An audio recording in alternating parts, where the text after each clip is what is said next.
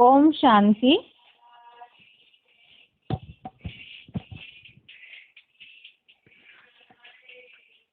भगवद गीता श्लोक क्लास में आज रविवार संगठन क्लास में हुए श्लोक टेस्ट के प्रश्नों का जवाब समझते हैं। श्लोक टेस्ट नंबर, श्लोक परीक्षा पत्र 48 नंबर, श्लोक टेस्ट नंबर 48। इसमें प्रश्न थे अध्याय 6 का श्लोक नंबर 1 से 12 तक, अध्याय 6 के श्लोक नंबर 1 से श्लोक नंबर 12 तक और बेसिक कोर्स है परम पिता के दिव्य कर्तव्य।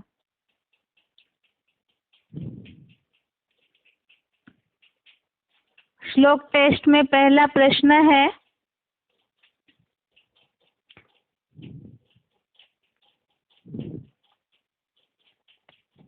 ग्रुप ए का प्रश्न है, निम्नलिखित प्रश्नों के उत्तर 1-2 शब्दों में बताएं। पहला प्रश्न है, अध्याय 6 का नाम बताएं।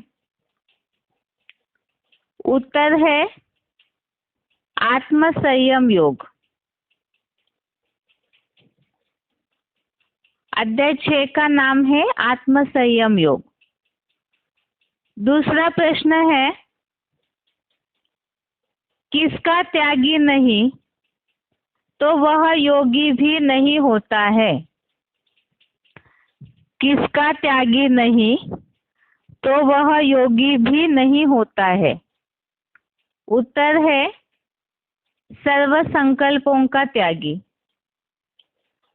अध्याय 6 संबंधित प्रश्न है, इसलिए उत्तर देते समय अध्याय का नाम हर प्रश्न के साथ नहीं लेंगे, केवल श्लोक नंबर बताएंगे।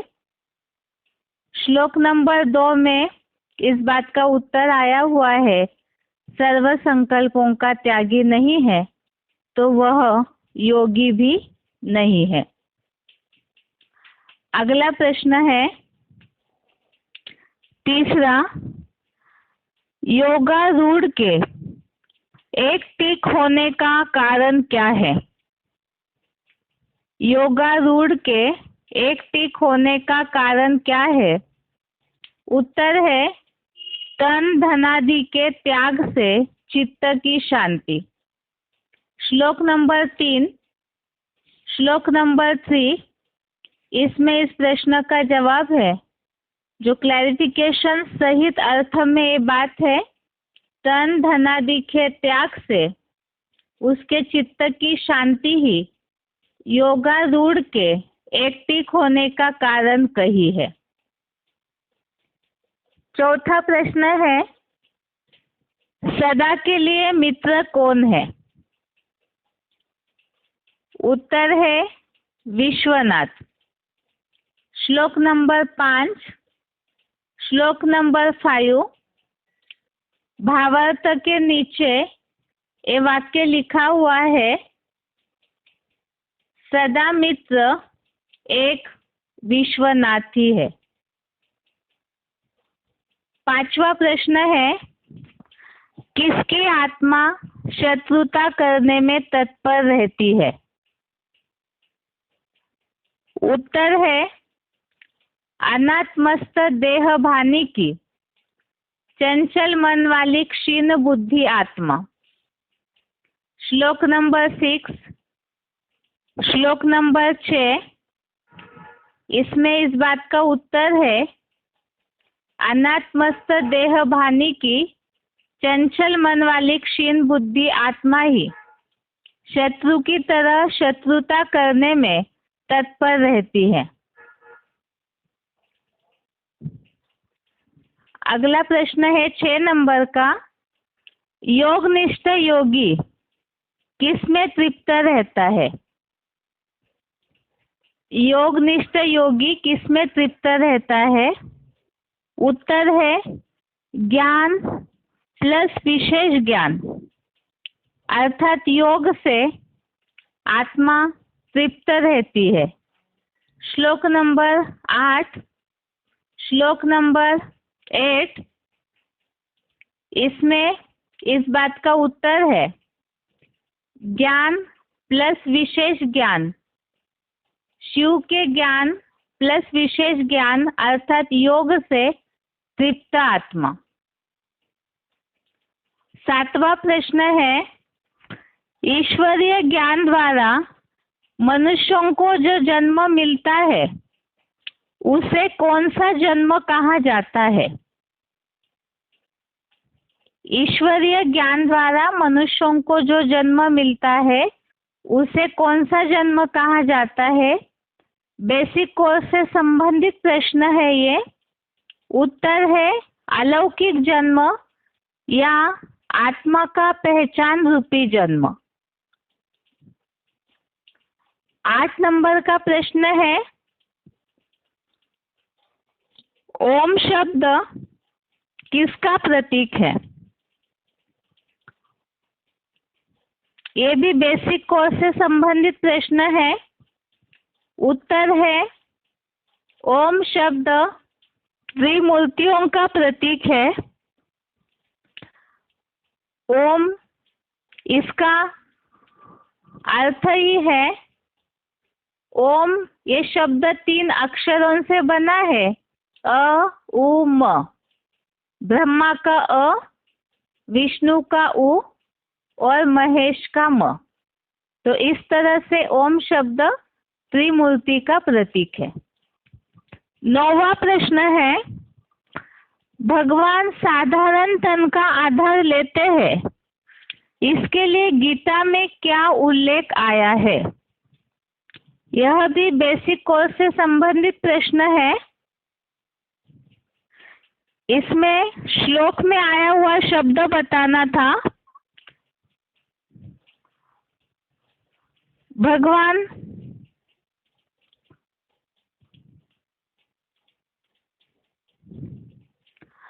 भगवान साधारण तन का आधार लेते हैं, इसके लिए गीता में आया है अध्याय 9 का 11वां श्लोक, अध्याय 9 का श्लोक नंबर 11। इसमें शब्द है मानुषिम तनुम आश्रितम। 10वां प्रश्न है किन किन में समान बुद्धि वाला योगी विशेष माना गया है? किन किन में समान बुद्धि वाला योगी विशेष माना गया है? उत्तर है 9वें श्लोक से संबंधित प्रश्न है ये। श्लोक नंबर 9 से संबंधित प्रश्न है। उत्तर है स्नेही, मित्र, शत्रु, उदासीन, मध्यस्थ, द्वेषी व बंधुजनों में इंद्रियों का साधना करता साधु और पापियों में भी समान बुद्धि वाला विशेष माना गया है। वैसे तो ये जो ग्रुप ए के प्रश्न है इनके उत्तर शब्दों में देने बताया है, तो बताते समय जिनको जो याद होगा उन्होंने वही बताया होगा।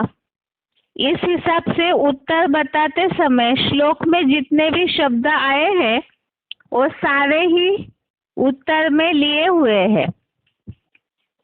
एक बार उत्तर दोबारा, समान बुद्धि वाला योगी, तो यहाँ स्नेही, मित्र, शत्रु, उदासीन, मध्यस्थ, द्वेषी व बंधुजनों में इंद्रियों का साधना करता साधु और पापियों में भी समान बुद्धि वाला विशेष माना गया है। आगे है ग्रुप बी के प्रश्न। निम्नलिखित प्रश्नों के उत्तर 1-2 वाक्यों में बताएं। पहला प्रश्न है योग की स्थिति में ऊंचा चढ़ने के लिए क्या कारण है? उत्तर है श्लोक नंबर 3। श्लोक नंबर 3 से संबंधित यह प्रश्न था। उत्तर है योग स्थिति में चढ़ने के इच्छुक मुनि के लिए मन, वचन, कर्म से अलौकिक हुआ यज्ञ कर्म ऊंची अव्यक्त स्थिति का कारण कहा है? उत्तर दोबारा, योग स्थिति में चढ़ने के इच्छुक मुनि के लिए मन, वचन, यहाँ भावार्थ में वचन के लिए केवल व लिखा हुआ है, तो वो मन, वचन, कर्म से अलौकिक हुआ यज्ञ कर्म ऊंची अव्यक्त स्थिति का कारण कहा है। श्लोक समझते समय हमने समझा था यज्ञ सेवा जितनी करते हैं तो सेवाधारियों को बाप दादा याद करते हैं, तो ऐसों की याद की स्थिति भी ऊंची चढ़ती है। दूसरा प्रश्न है, जो सन्यासी और कर्म योगी भी है उनके लक्षण बताएं। सन्यासी भी और कर्म योगी भी है, उनके लक्षण बताएं। तो यहाँ दोनों श्लोकों में सन्यासी और कर्म योगियों के लक्षणों का उल्लेख आया हुआ है। श्लोक नंबर 1 और दूसरा, श्लोक नंबर 1 और 2, इन दोनों में भी इसका उत्तर आया हुआ है। बताते समय किसी ने कोई एक ही श्लोक बताया होगा अर्थ में, इसीलिए दोनों श्लोकों का भावार्थ में जो उल्लेख है उसे देखते हैं। एक तो पहले श्लोक में जो उल्लेख आया हुआ है कि एक तो कर्म फल का आश्रय न लेकर करने योग्य कर्म करता है, वो बेहद का सन्यासी भी है और कर्म योगी भी है। और दूसरी बात इसी श्लोक में, श्लोक नंबर 1 में एक बात और भी बताई कि वो ज्ञान योग अग्निहीन नहीं है और निष्क्रिय भी नहीं है, अर्थात ज्ञान और योग अग्नि के साथ जुड़ा हुआ रहता है कर्मयोगी और निठल्ला निष्क्रिय नहीं बैठता है। उत्तर दोबारा, उत्तर में पूरा श्लोक का भावार्थ ही डाला हुआ है, संक्षेप में सिर्फ इसे समझते हैं। एक तो कर्म फल का आश्रय न लेकर करने योग्य कर्म करता है, वो बेहद का सन्यासी और कर्म करते योगी है। और दूसरी बात इसी श्लोक में उल्लेखित है, ज्ञान योगाग्निहीन नहीं और निष्क्रिय निठल्ला भी नहीं है। और श्लोक नंबर 2, श्लोक नंबर 2, इसमें इस बात का उल्लेख आया है, मनसा संकल्पों से भी संपूर्ण त्यागी सन्यासी है, उसे ही कर्मयोग समझो। और कोई इंद्रियों से करता या न कराता हुआ सर्व संकल्पों का त्यागी नहीं है तो योगी भी नहीं होता है। तो कर्म योगी की और सन्यासी की दूसरी परिभाषा दूसरे श्लोक में भी इस बात का उत्तर आया है, मनसा संकल्पों से जो त्यागी है और सन्यासी भी है और कर्मयोगी भी है। तीसरा प्रश्न है, परम पार्थधारी हीरो आत्मा किन बातों में संतुष्ट रहती है? परम पार्थधारी हीरो आत्मा किन बातों में संतुष्ट रहती है? उत्तर श्लोक नंबर 7, श्लोक नंबर 7, इसके भावार्थ में इस बात का उत्तर है, परम पाठधारी हीरो आत्मा सर्दी गर्मी सुख दुख में तथा मान अपमान में संतुष्ट रहती है। उत्तर दोबारा, परम पाठधारी हीरो आत्मा सर्दी गर्मी सुख दुख में तथा मान अपमान में संतुष्ट रहती है। चौथा प्रश्न है,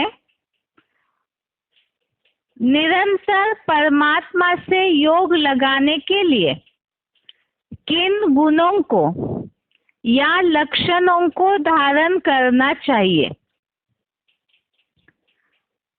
निरंतर परमात्मा से योग लगाने के लिए किन गुणों को या लक्षणों को धारण करना चाहिए? उत्तर 10वें श्लोक से संबंधित है। श्लोक नंबर 10। उत्तर है, चंचल मन व निर्णायक बुद्धि का वश करता, आशाहीन असंग्रही योगी अकेला एकांत स्थान में स्थित हुआ होना चाहिए। तो यहाँ निरंतर योग लगाने के लिए ये बातें बताई है, लक्षण या गुण, चंचल मन, निर्णायक बुद्धि का वश करता, आशाहीन असंग्रही योगी अकेला एकांत स्थान में स्थित हुआ, निरंतर परमात्मा से योग लगाए। अर्थात इन लक्षणों को धारण करने से ही निरंतर परमात्मा के योग लगाने के लिए समर्थ हो सकते हैं। अगला प्रश्न है 5वां प्रश्न, कौन और कब योग में चढ़ा हुआ कहा जाता है? कौन और कब योग में चढ़ा हुआ कहा जाता है? उत्तर है श्लोक नंबर 4, श्लोक नंबर 4। इसमें इस बात का उत्तर है, जब काम विकार के संकल्प सहित सब संकल्पों का संपूर्ण त्यागी आत्म बिंदु स्मृति से न लोलुप इंद्रियों के कर्मों में और न इंद्रिय के स्पर्श रूप रस आदि विविध भोगों में आसक्त होता है, तब योग की सर्वोच्च अव्यक्त स्थिति में चढ़ा हुआ कहा जाता है। श्लोक समझते समय ही हमने इस बात को समझा था। एक तो काम विकार के संकल्प सहित सब संकल्पों का त्यागी, और दूसरी बात इंद्रियों के जो विषय भोग है जिसमें मन बार बार दौड़ता है, तो उन सब बातों से, अर्थात ऐसा योगी जो ये सारे इंद्रियों के विषय भोगों में आसक्त नहीं होता है, तो ऐसा ही योग की सर्वोच्च अव्यक्त स्थिति में चढ़ा हुआ कहा जाता है। अगला प्रश्न है 6 नंबर का प्रश्न, परमपिता अज्ञान से जगाते हैं, इसके लिए मुस्लिम धर्म में क्या उल्लेख है? बेसिक कोर्स से संबंधित प्रश्न है ये, और उत्तर है परमपिता अज्ञान से जगाते हैं, इसके लिए मुस्लिम धर्म में ऐसा उल्लेख है, खुदा कब्र दाखिल को जगाते हैं। कोर्स में हमने इस बात को समझा था, आत्मिक जागरूकता या आत्मा को अपनी पहचान मिलती है, अज्ञान से ज्ञान की ज्योति मिलती है। इसीलिए लिए मुस्लिम धर्म वाले ऐसे कहते हैं, कयामत के समय खुदा आकर के कब्र दाखिल जो है उनको जगाएंगे। अगला 7वां प्रश्न है, ओमकार नाद का अर्थ क्या है? ओमकार नाद का अर्थ क्या है? बेसिक कोर्स से संबंधित प्रश्न है ये। उत्तर है ओमकार का मतलब है ओम का कार्य, अर्थात अ ब्रह्मा का स्थापना का कार्य, उ विष्णु का पालना का कार्य और म अर्थात महेश का विनाश का कार्य। और इन कार्यों का नाथ है ओमकार नाथ। उत्तर दोबारा, ओम शब्द में 3 मूर्तियों के अक्षर छिपे हुए हैं। ओमकार का मतलब है ओम का कार्य। ओम अर्थात अ उ म, अ अर्थात ब्रह्मा का स्थापना का कार्य, उ अर्थात विष्णु का पालना का कार्य, म अर्थात महेश का विनाश का कार्य और इन कार्यों का नाथ है ओमकारनाथ। 8वां प्रश्न है योग निष्ठ किसे कहा जाता है? उत्तर श्लोक नंबर 8 श्लोक नंबर 8 से संबंधित है। शिव के ज्ञान प्लस विशेष ज्ञान अर्थात योग से तृप्त आत्मा परम ब्रह्म के ऊंचे शिखर पर स्थिर, विशेष कामेंद्रिय को भी जीतने वाला, मिट्टी पत्थर स्वर्ण आदि में समान भाव वाला योगी योग निष्ठ है ऐसा कहा जाता है। इस श्लोक में यही बात आई है। एक तो योग निष्ठ जो है वो ज्ञान योग से तृप्त होगा और याद की शिखर पर स्थिर अर्थात ऊंची स्टेज में स्थिर, कामेंद्रिय को जीतने वाला और मिट्टी पत्थर स्वर्ण आदि सब बातों में समान होगा, तो वो योगी योग निष्ठ है। अगला प्रश्न है 9 नंबर का प्रश्न है आत्मा को किसके द्वारा कहाँ ले जाना है और कहाँ जाने नहीं देना है? उत्तर है श्लोक नंबर 5 श्लोक नंबर 5 से संबंधित यह प्रश्न था। अपने मन बुद्धि द्वारा ज्योति बिंदु आत्मा को ऊंची स्थिति के हीरों में ले जाए, आत्मा को भ्रष्ट इंद्रियों की अधोगति में न जाने दे। आत्मा को कहाँ ले जाना है? तो इसके लिए उत्तर है अपने मन बुद्धि द्वारा ज्योति बिंदु आत्मा को ऊंची स्थिति के हीरों में ले जाए, अर्थात मन बुद्धि को ज्योति बिंदु आत्मा में ऊंची स्टेज में एकाग्र करना है। और दूसरा कहाँ जाने नहीं देना है, इसका उत्तर आत्मा को भ्रष्ट इंद्रियों की अधोगति में न जाने दे, अर्थात मन बुद्धि को इंद्रियों की तरफ न जाने दे, आत्मा में ही एकाग्र करे, नहीं तो इंद्रियों की अधोगति में न जाने दे। ये उत्तर है। अगला ग्रुप सी का प्रश्न है निम्नलिखित संस्कृत शब्दों के हिंदी शब्द बताएं। पहला प्रश्न है, पहला शब्द है चैलाजिन। श्लोक नंबर 11 श्लोक नंबर 11 में यह शब्द है चैलाजिन। अर्थ है हिंदी का वस्त्र सहित मृग चर्म। दूसरा शब्द है कूटस्थः। कूटस्थः अर्थात हिंदी शब्द है शिखर पर स्थिर। श्लोक नंबर 8, श्लोक नंबर 8 में ये शब्द है कूटस्थः, शिखर पर स्थिर।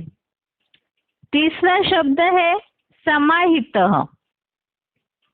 समाहितः श्लोक नंबर 7, श्लोक नंबर 7 में इसका हिंदी अर्थ है संतुष्ट रहती है। चौथा शब्द है अपरिग्रह। हिंदी अर्थ है असंग्रही। श्लोक नंबर 10, श्लोक नंबर 10 में ये शब्द है अपरिग्रह अर्थात असंग्रही। पांचवा शब्द है सततम।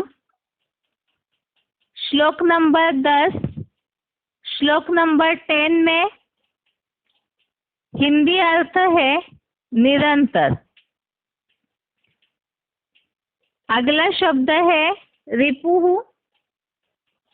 रिपुहु अर्थात हिंदी अर्थ है शत्रु। श्लोक नंबर 5वां, श्लोक नंबर 5। अगला है ग्रुप डी के प्रश्न है निम्नलिखित हिंदी शब्दों के संस्कृत शब्द बताएं। ये जो शब्द बताने के प्रश्न है, ये शब्दों को इसलिए ध्यान में रखना है, कई बार श्लोक पूरा याद नहीं भी आता है, तो भी ऐसे ऐसे कोई शब्द है जो बेसिक कोर्स समझाते समय या तो कोई भी गीता अनुसार बात समझाते समय ऐसे शब्द भी अगर याद रहते हैं तो भी गीता के अनुसार हम औरों को सर्विस फील्ड में समझाने दे सकेंगे।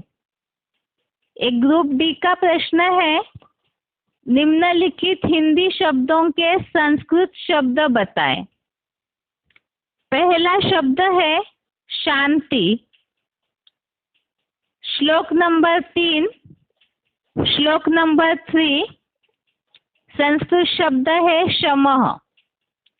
शांति का संस्कृत शब्द है समः, शमः। दूसरा शब्द है चढ़ने के इच्छुक।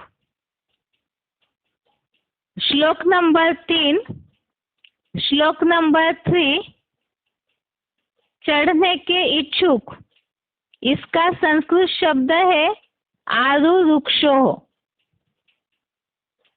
तीसरा शब्द है आत्मजयी। श्लोक नंबर 7, श्लोक नंबर 7 आत्मजयी, इसका संस्कृत शब्द है जितात्मनः।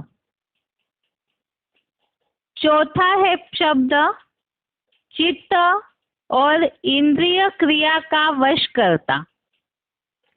चित्त और इंद्रिय क्रिया का वश करता।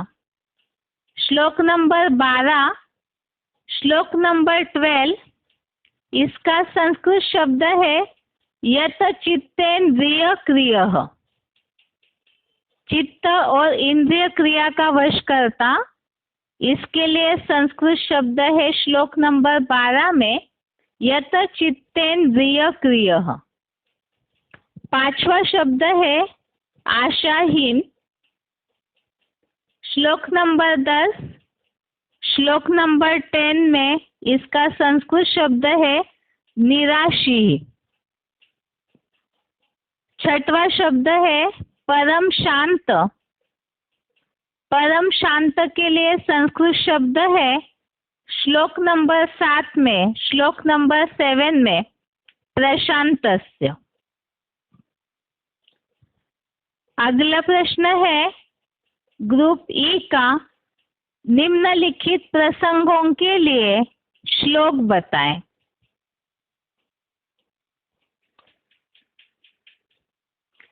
पहला शब्द है,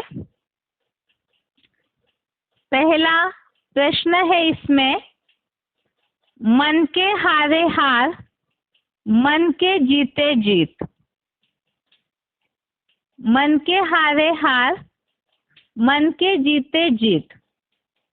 अर्थात अगर मन वशीभूत हो गया, मन कंट्रोल में चला गया तो हार है, और मन के संकल्पों को जीत लिया तो जीत है।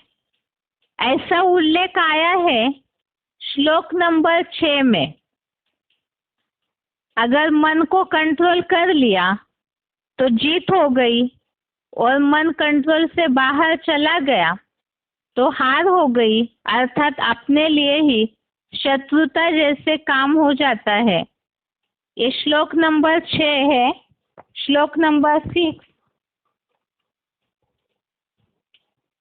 श्लोक है, बंधुरात्मात्मनस्तस्य एनात्मैवात्मनाजितः अनात्मनस्तु शत्रुत्वे वर्तेतात्मैव शत्रुवत्। अर्थात जिसने अपनी चेतन बनी मन बुद्धि द्वारा ज्योति बिंदु आत्मा को जीता है, उसकी आत्मा ही मन जीत होने से अपना मित्र है। तो यहाँ उल्लेख आया मन के जीते जीत मित्र है। अर्थात अपने लिए शुभ करेंगे तो सफलता मिलेगी अपने जीवन में। दूसरा मित्र शत्रु नहीं, किंतु अनात्मस्थ देह भानी की चंचल मन वाली क्षीण बुद्धि आत्मा ही शत्रु की तरह शत्रुता करने में तत्पर रहती है। तो चंचल मन और क्षीण बुद्धि जो है वो कंट्रोल में चली गई इंद्रियों के, देह भान के, तो अपने लिए शत्रुता कर लेती है। हार खा ली तो अपने लिए शत्रु जैसे दुखदाई बन जाते हैं। दूसरा प्रश्न है इसमें, दूसरा प्रश्न है, निंदा स्तुति मान अपमान ठंडी गर्मी सब सहन करना है। मुरली तारीख है 18 सितंबर 1975। मुरली डेट 18 सितंबर 1975। निंदा स्तुति मान अपमान ठंडी गर्मी सब सहन करना है। तो ये उल्लेख आया हुआ है श्लोक नंबर 7, श्लोक नंबर 7 में। जितात्मनः प्रशांतस्य परमात्मा समाहितः शीतोष्ण सुख दुखेषु तथा मानापमानयो। अर्थात आत्मजयी परम शांत बिंदु बने पुरुष की परम पार्थधारी हीरो आत्मा। गीता के 15वें अध्याय के 17वें श्लोक में जो परमात्मा पार्थधारी का उल्लेख है, तो ऐसे परम पार्थधारी हीरो आत्मा सर्दी गर्मी सुख दुख में तथा मान अपमान में संतुष्ट रहती है। तीसरा प्रश्न है, रूहानी दृष्टि से सृष्टि बदलो। अव्यक्तवाणी तारीख 16 सितंबर 1976। अव्यक्तवाणी डेट 16 सितंबर 1976। रूहानी दृष्टि से सृष्टि बदलो। श्लोक नंबर 9, श्लोक नंबर 9।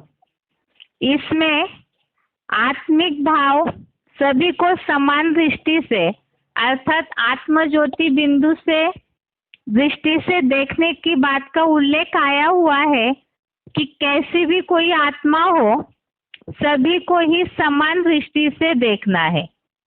श्लोक नंबर 9, श्लोक नंबर 9। श्लोक है, सुहृन्मित्रारुदासीन मध्यस्थ द्वेष बंधुषु साधुष्वपि च पापेषु समबुद्धिर्विशिष्यते, अर्थात स्नेही, मित्र, शत्रु, उदासीन, मध्यस्थ, द्वेषी व बंधुजनों में इंद्रियों की साधना करता साधु और पापियों में भी समान बुद्धि वाला विशेष माना गया है।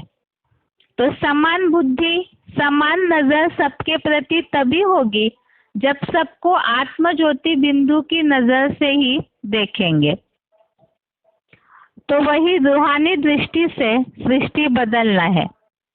चौथा प्रश्न है, जीवात्मा अपना ही मित्र है, अपना ही शत्रु है। मुरली तारीख 21 मार्च 1967, मुरली डेट 21 मार्च 1967। जीवात्मा अपना ही मित्र है, अपना ही शत्रु है। इसका उत्तर है श्लोक नंबर 5, श्लोक नंबर 5 में। ये मुरली पॉइंट इस 5वें श्लोक के नीचे ही लिखा हुआ है। श्लोक है, उद्धरेदात्मनात्मानं नात्मानं अवसादयेत्, आत्मैव ह्यात्मनो बंधु, आत्मैव रिपुरात्मनः। अर्थात अपने मन बुद्धि द्वारा ज्योति बिंदु आत्मा को ऊंची स्थिति के हीरो में ले जाए, आत्मा को भ्रष्ट इंद्रियों की अधोगति में न जाने दे, क्योंकि ज्योति बिंदु आत्मा ही अपना सदाकाल सहयोगी मित्र है, आत्मा ही अपना शत्रु है। और इसी के नीचे पॉइंट लिखा हुआ है, जीवात्मा अपना ही मित्र है, अपना ही शत्रु है और सदा मित्र एक ही विश्वनाथ है। आगे का प्रश्न है 5वां प्रश्न, जितना ईश्वरीय सेवा में अर्पण करते जाएंगे उतना अवस्था याद की चढ़ती जाएगी। VCD number 758, VCD number 758। ये पॉइंट दोबारा, जितना ईश्वरीय सेवा में अर्पण करते जाएंगे उतना अवस्था याद की चढ़ती जाएगी। तो यहाँ श्लोक नंबर 3, श्लोक नंबर 3 में इस बात का उल्लेख आया है, यज्ञ सेवा या यज्ञ कर्म जो है वही ऊंची स्थिति का योग की अवस्था में चढ़ने का कारण है। श्लोक नंबर 3 है, आरुरुक्षोर मुनेर योगम कर्म कारण मुच्यते, योगारूढ़स्य तस्यैव शमः कारण मुच्यते। अर्थात योग स्थिति में चढ़ने के इच्छुक मुनि के लिए मन वचन कर्म से अलौकिक हुआ यज्ञ कर्म ऊंची अव्यक्त स्थिति का कारण कहा है और तन धनादि के त्याग से उसके चित्त की शांति ही योगारूढ़ के एक टीक होने का कारण कही है। आगे है 6वां प्रश्न, जब तुम अच्छे योगी बनेंगे कहाँ भी आंख नहीं डूबेगी तो फिर तुम्हारी इंद्रियां शांत हो जाएगी।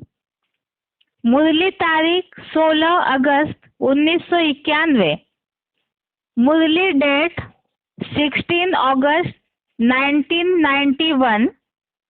ये पॉइंट दोबारा, जब तुम अच्छे योगी बनेंगे कहाँ भी आंख नहीं डूबेगी तो फिर तुम्हारी इंद्रियां शांत हो जाएगी।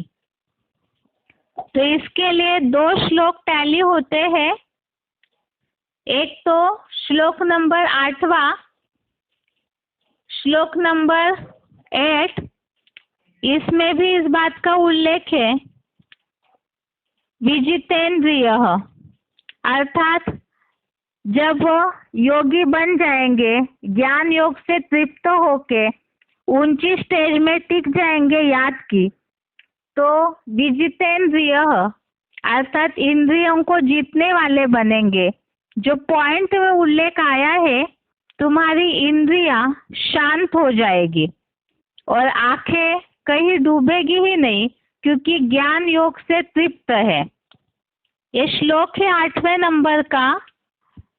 ज्ञान विज्ञान तृप्तात्मा कूटस्थो विजितेंद्रियः युक्त इत्युच्यते योगी समलोष्टाश्म कांचनः। अर्थात शिव के ज्ञान प्लस विशेष योग, शिव के ज्ञान प्लस विशेष ज्ञान अर्थात योग से तृप्त आत्मा परम ब्रह्म के ऊंचे शिखर पर स्थिर, विशेष कामेंद्रिय को भी जीतने वाला, मिट्टी पत्थर स्वर्ण आदि में समान भाव वाला योगी योग निष्ठ है, ऐसा कहा जाता है। और ऐसे अलोलुप का योग क्षेमम वहाम्यहम्। और दूसरा इसी पॉइंट के लिए और एक श्लोक लागू होता है, वो है श्लोक नंबर 4, श्लोक नंबर 4। इसमें भी इस बात का उल्लेख आया है कि ऐसे जो योग की स्थिति में चढ़ा हुआ वो न इंद्रियों के भोगों में आसक्त होता है, और जैसे कि यहाँ सब काम विकार के संकल्प से रहित, सब संकल्पों का त्यागी, तो योग की स्थिति में जो चढ़ा हुआ है आँख कहीं भी नहीं डूबेगी, ऐसे पॉइंट में उल्लेख आया हुआ है। तो योग की स्थिति में चढ़े हुए इंद्रिय जीत बन जाते हैं। ये श्लोक है 4 नंबर का। यदा ही निन्द्रियार्थेषु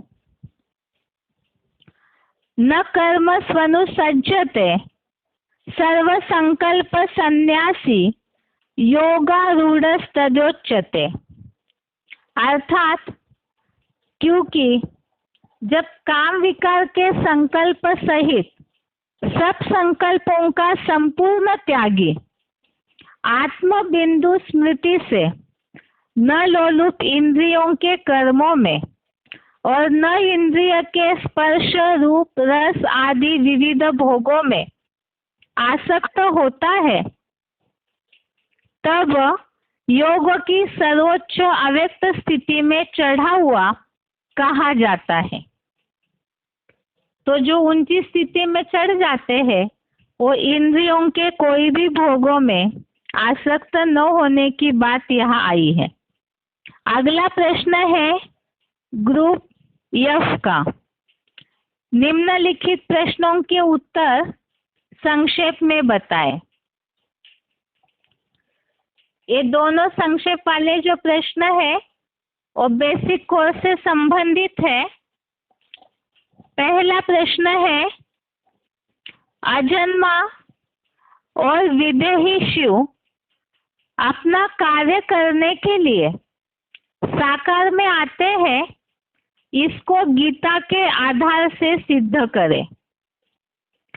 प्रश्न दोबारा, अजन्मा और विदेही शिव अपना कार्य करने के लिए साकार में आते हैं, इसको गीता के आधार से सिद्ध करें। इसमें उत्तर में पहला प्रूफ है कि शिव अजन्मा और विदेही होते हुए भी साकार में कार्य करते हैं, इसका पहला प्रूफ। निराकार शिव परम पिता अजन्मा विदेही है, अर्थात उनको अपना शरीर ही नहीं है। इसके लिए अजन्मा शिव भगवान प्रकृति का आधार लेते हैं, अर्थात मनुष्य तन का आधार लेते हैं, क्योंकि मनुष्य तन जो है और प्रकृति के 5 तत्वों का सबसे अच्छा उदाहरण है, क्योंकि बेसिक कोर्स में सबसे पहला पार्ट हम समझते हैं कि 5 तत्वों से मिलकर के ही मनुष्य का तन बनता है। दूसरी बात, गीता में भी आया है, अजन्मा भगवान प्रकृति को अधीन करके आत्मशक्ति से जन्म लेता हूँ। चौथे अध्याय का 6वां श्लोक, अध्याय 4 का श्लोक नंबर 6 में इस बात का उल्लेख आया है, अजन्मा होते हुए भी प्रकृति को अधीन कर आत्मशक्ति से जन्म लेता हूँ। ये श्लोक में 2 शब्द आए हुए हैं, एक तो अजह और प्रकृति को अधीन करने की बात के लिए प्रकृतिम स्वामधिष्ठाय। ये श्लोक है, अजोपि सन्वयात्मा भूतानामीश्वरोऽपि सन् प्रकृतिम स्वामधिष्ठाय संभवाम्यात्म मायया। तीसरी बात, अब प्रकृति को अधीन करते हैं तो ऐसे समझेंगे गर्भ से जन्म लेते हैं। जैसे यहाँ प्रकृति को अधीन करना अर्थात मनुष्य शरीर का आधार लिया, तो गीता में भी ये उल्लेख आया है, भगवान एक साधारण मनुष्य तन का आधार लेते हैं। 9वें अध्याय का 11वां श्लोक, अध्याय 9 का श्लोक नंबर 11, इसमें मानुषिम तनुम आश्रितम अर्थात मनुष्य तन का आश्रय लेते हैं। ये श्लोक है, औजानन्ति माम मूढ़ा मानुषिम तनुम आश्रितम परम भावम अजानन्तो मम भूत महेश्वरम। चौथी बात, मनुष्य तन का आधार लेते, इसका मतलब गर्भ से जन्म लेते ऐसे समझेंगे, लेकिन हमने इस बात को पहले ही समझा कि वो अजन्मा है और अगर्भा है। तो इसी के लिए ही कैसे आधार लेते हैं मनुष्य तन का, उसके लिए बात आई है, परम पिता पर काया प्रवेश करते हैं। शिव परम पिता मनुष्य तन में पर काया प्रवेश करते हैं, जिसके लिए गीता में भी आया है कि वे प्रवेश करने योग्य है। 11वें अध्याय का 54वां श्लोक, अध्याय 11 का श्लोक नंबर 54 में पर काया प्रवेश अर्थात कि शिव भगवान प्रवेश करने योग्य है, इसके लिए इस श्लोक में उल्लेख है, प्रवेश तुम। यह श्लोक है, भक्त्या त्वनन्नया शक्य अहमेवा विदोर्जुन ज्ञातुम द्रष्टुम च तत्वेन प्रवेष्टुम च परंतप। और ये जो परकाया प्रवेश, परम पिता प्रवेश करने योग्य है, तो प्रवेश करके जो कार्य करते हैं, इस कार्य के लिए ही गीता में उनका उस कार्य के लिए ही उल्लेख है। वो अलौकिक जन्म को ही गीता में बोला है दिव्य जन्म। और इसके लिए ही चौथे अध्याय का 9वां श्लोक, अध्याय 4 का श्लोक नंबर 9 में इस दिव्य जन्म का उल्लेख आया है, जन्म कर्म च मे दिव्यम एवं यो वेत्ति तत्वतः त्यक्त्वा देहम पुनर्जन्म नैति मामेति सोर्जुन। तो परम पिता विदेही होते हुए भी मनुष्य तन का आधार लेते अर्थात परकाया प्रवेश करते और प्रवेश करके जो कार्य करते हैं उस दिव्य जन्म और दिव्य कर्म के लिए ही इस श्लोक में उल्लेख आया, जन्म कर्म च मे दिव्यम।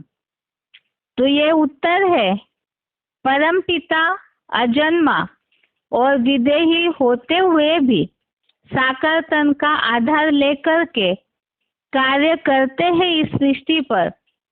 इसके लिए ही गीता में ये सारे श्लोकों में उल्लेख आया हुआ है। आगे दूसरा प्रश्न है, ये भी बेसिक कोर्स से संबंधित ही प्रश्न है।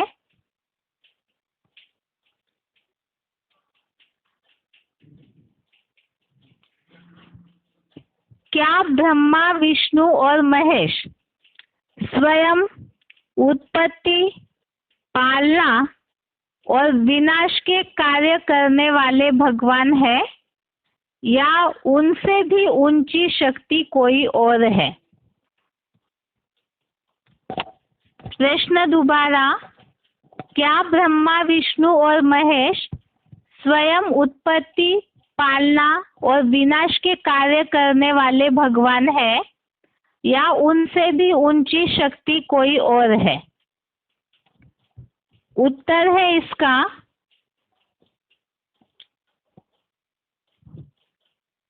ब्रह्मा, विष्णु और महेश स्वयं उत्पत्ति, पालना और विनाश के कार्य करने वाले भगवान नहीं है, परंतु उनसे भी ऊंची शक्ति शिव परमपिता है।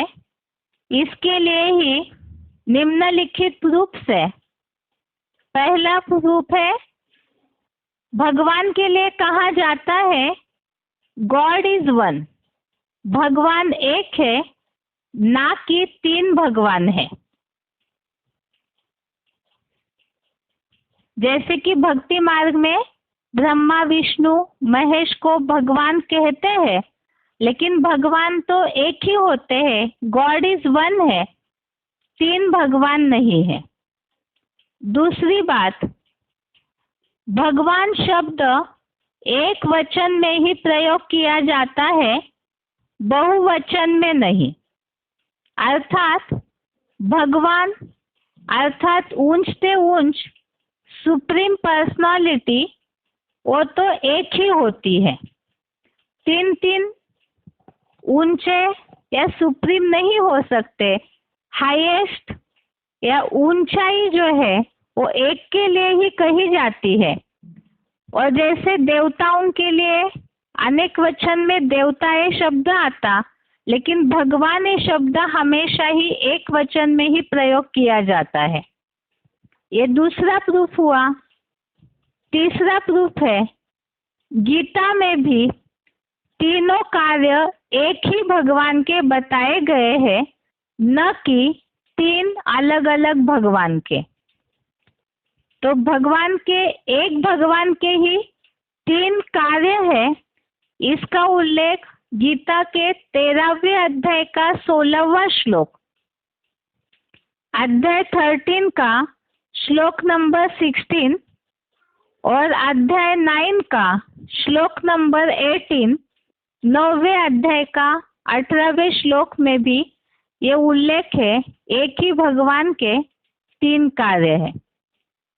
चौथा प्रूफ है, तीनों से ऊंची शक्ति कोई और है जो इन तीनों द्वारा कार्य कराती है, वो ऊंची शक्ति है शिव। इसका प्रूफ भक्ति मार्ग में जो उल्लेख है, ब्रह्मा देवताय नमः, विष्णु देवताय नमः, शिव परमात्माय नमः। शिव के लिए देवता शब्द का प्रयोग नहीं किया गया है, परंतु परमात्मा कहा गया है। अर्थात ही जो तीन देवताएं, ब्रह्मा देवताएं, विष्णु देवताएं, इन लोगों के लिए शब्दांकन अलग उपयोग किया गया और इन देवताओं से अलग कैटेगरी शिव परमात्माए नमः ऐसे कहा है। तो परमात्मा परम अर्थात ही श्रेष्ठ ते श्रेष्ठ, जो कि शिव परमात्मा इन तीनों से ऊंचे है, क्योंकि परम अर्थात श्रेष्ठ। पांचवी बात, तीनों से भी ऊंची शक्ति को परम ब्रह्म बोला गया है, जिसका प्रूफ भक्ति मार्ग में जो शास्त्रों में उल्लेख है, गुरु ब्रह्मा गुरु विष्णु गुरुदेवो महेश्वरः, गुरु साक्षात परब्रह्म तस्मै श्री गुरवे नमः। तो इन तीनों से भी अलग और एक पर्सनालिटी को इस उल्लेख में दिखाया है। गुरु ब्रह्मा, गुरु विष्णु, गुरु देवो महेश्वर, ये तीनों अलग और इनसे भी आगे गुरु साक्षात पर ब्रह्म, तस्मै श्री गुरवे नमः। शास्त्रों में भी भगवान के लिए कहते हैं पार ब्रह्म परमेश्वर, जैसे कि श्लोक में आया है परम ब्रह्म। तो इससे भी सिद्ध होता है इन तीनों से भी ऊंची शक्ति कोई और है। आगे छठवां प्रूफ है, इन तीन मूर्तियों से भी, आगे छठवीं बात है, इन तीन मूर्तियों से भी ऊंची परम शक्ति कोई और है। इसका प्रूफ है ओम और ओमकार का राज। भक्ति मार्ग में ओम शब्द जो है उसकी बहुत मान्यता है, लेकिन उसका राज लोगों ने समझा नहीं। केवल भक्ति का या पूजा का स्थान, श्रद्धा का स्थान उसे समझ लिया। यहाँ ओम शब्द जो है उसका अर्थ है अ उ म। अ उ म, इन तीन अक्षरों से ओम शब्द बना, जो कि त्रिमूर्ति के लिए निर्देशित है। और ओम शब्द से और एक शब्द जुड़ा है ओमकार। ओमकार मतलब ओम का कार्य, अर्थात अर्थात ब्रह्मा का स्थापना का कार्य, उ अर्थात विष्णु का पालना का कार्य, और म अर्थात महेश का विनाश का कार्य। ओम त्रिमूर्ति के लिए ब्रह्मा विष्णु महेश, अ उ म। ओमकार अर्थात ये तीनों का कार्य, और इन तीनों के कार्यों का जो नाथ है वो है ओमकार नाथ। तो इससे सिद्ध होता है ये तीनों से भी ऊंची शक्ति है शिव। तो प्रश्न यही था कि ब्रह्मा विष्णु और महेश स्वयं उत्पत्ति, पालना या विनाश का कार्य करने वाले भगवान नहीं है, बल्कि उनसे भी ऊंची शक्ति कोई और है। और इसे ही हमने इन 6 प्रूफ के साथ समझा है कि वास्तव में शिव परम पिता जो है, जिन्हें गॉड इज वन कहा जाता है, वही एक सुप्रीम पर्सनालिटी, उच्च से उच्च व्यक्तित्व है। और उनका ही वास्तव में ये तीनों कार्य है, जो कि एक भगवान के ही ये तीनों कार्यों को इन 3 मूर्तियों के द्वारा कराया जाता है। ये हो गया श्लोक टेस्ट नंबर 48, श्लोक टेस्ट नंबर 48 के प्रश्नों के उत्तर। इसके साथ साथ ही गीता क्लास पूरा होता है। ओम शांति।